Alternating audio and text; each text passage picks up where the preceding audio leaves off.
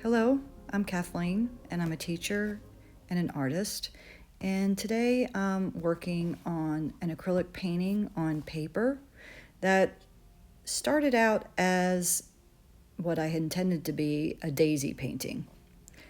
And as with many things in life, things went along and weren't quite working out the way that I had hoped. So, midstream, I decided to change, and this turned into one of my favorite paintings that I've done recently, and I think it's a good lesson for all artists, beginner artists, artists who have been painting for a very long time, in particular for me, because I am an older artist. I think I learned a really good lesson from this in that you need to embrace change as it happens in your art. Sometimes things don't work out as we plan, and that's okay. Sometimes what we end up with is even better because we didn't plan and we didn't analyze it to death, and we just kind of went with whatever our gut instinct was. I really enjoy making messy art, I call it. You could call it intuitive art, you could call it expressive art, you could call it impressionist style if you want. I call it messy because I feel like it gives me a little bit more of an allowance to just play around with paint and make a mess if I want to. So, what I started with was I started with a basic daisy shape, and I created the petals, and now I'm actually adding some darker colors in the background using a palette knife. When I use a palette knife, I don't use it to create heavy texture with the paint. I don't use a lot of paint. I use a little bit of paint and scrape the paint on the paper. I just like the lighter effect that it gives me, and I like adding texture to the background. I started with a background that I had already made with a light green and white mixed together, and then I added my white daisies on top. I left the center empty, and now I'm going in and I'm filling in a little bit more with the white to create a fuller daisy. And at this point now, I'm kind of thinking, this really isn't looking too much like a daisy anymore. I think it morphed a little bit into maybe a mum. I'm not a gardener, but I thought, well, let me see. I'm going to add some pink paint over top the white and see if I can come up with some pink daisies. And I can, make a little more detail, separate the petals a little bit. And I'm just using really quick, short strokes. I do have 3 flowers on the page. I like to have an uneven number of flowers whenever I'm doing a flower painting. Flowers are one of my most favorite things to paint. So I usually always have a composition that's going to have an uneven number, usually 3. Sometimes I'll add a couple smaller flowers in the background.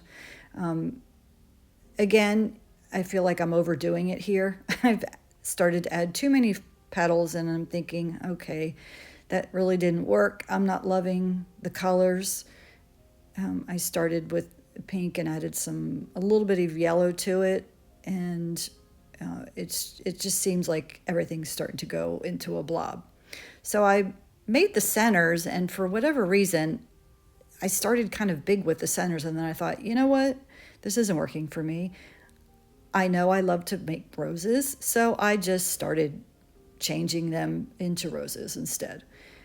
And messy roses are probably my favorite thing to paint. They're really easy, they're simple circles, and any beginner painter can do them.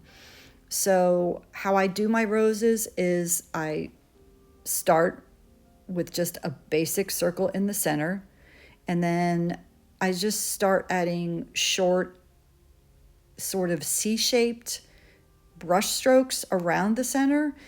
And you'll notice a lot of times when I'm painting, there might be 2 different colors coming off my brush. I like to double load my brush, which means you pick up 2 different colors with the brush at the same time. And I think that just gives an interesting texture and a look to it.